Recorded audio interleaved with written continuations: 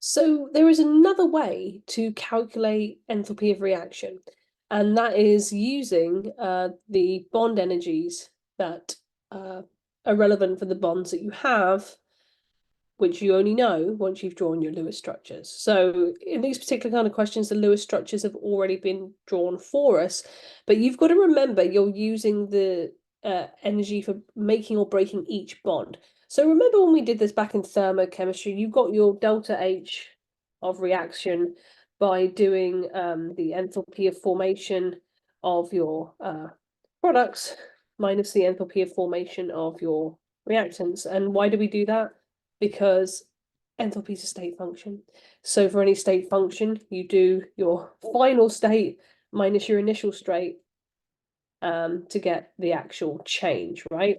So we're going to do the same kind of thing here for calculating the heat of reaction, but with one very important difference, okay?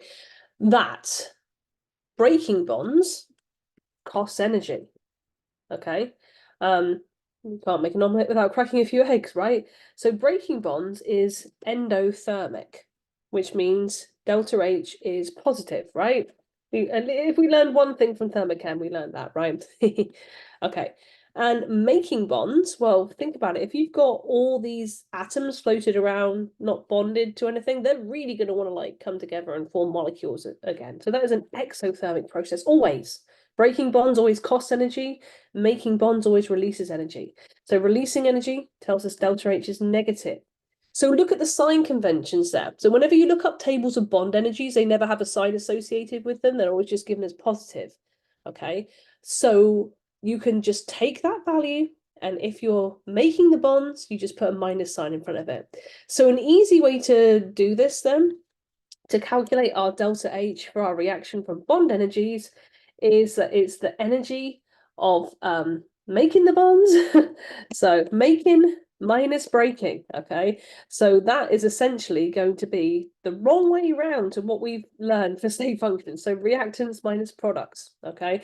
Just to get that sign convention correct, that our products are always going to be releasing energy, okay? And also don't forget you are counting the number of bonds, okay? So for instance, if you have methane, there's 4 carbon hydrogen bonds in a methane molecule. If you've got 2 methane molecules, that's 2 times 4 is 8 carbon hydrogen bonds.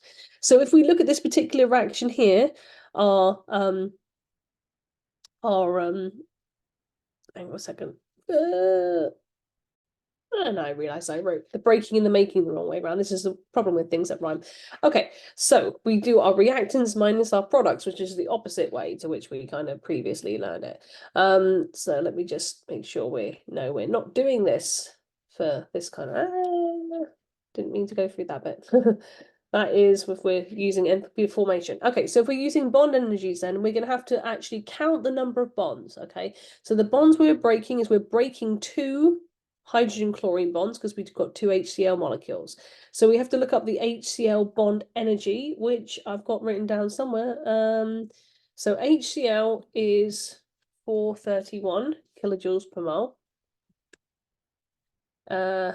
Bromine bond energy is 194 kilojoules per mole.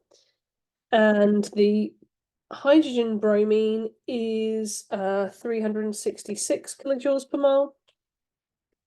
And the chlorine bond is 243 kilojoules per mole. So this is the kind of thing you'll have to unfortunately look up in your ALEKS data tab, etc. Okay, so now we've got those bond energies, and like when you look them up, they are just given as like positive values. So we have for our breaking, our reactants, okay, so we have 2 moles of HCl bonds, so 2 moles times 431 kilojoules per mole. And add to that the other bonds we've got to break, which is the bromine-bromine bonds. There's only 1 mole of those times 194 kilojoules per mole. So that is all the bonds that we are breaking. Breaking bonds cost energy, so that should be a positive number. We're going to subtract from that the bonds we're making, which should all be minus numbers, okay? And we're just taking care of that minus sign with this rather than inside the bracket. Okay, so we've got 2 HBr bonds, so 2 moles times 366 kilojoules per mole. And then we're going to add to that our chlorine-chlorine bonds, which is one of those. So 1 mole times 243 kilojoules per mole. And if I can use a calculator, which is highly debatable, you should end up with I'll try again. 1056, I think, for this. 1056. And then subtract from that. Hang on. Then that'll be 975. 975. So that's a net change of plus 81 kilojoules. Okay, the moles will cancel out. So this overall process then is going to be endothermic. It's going to cost us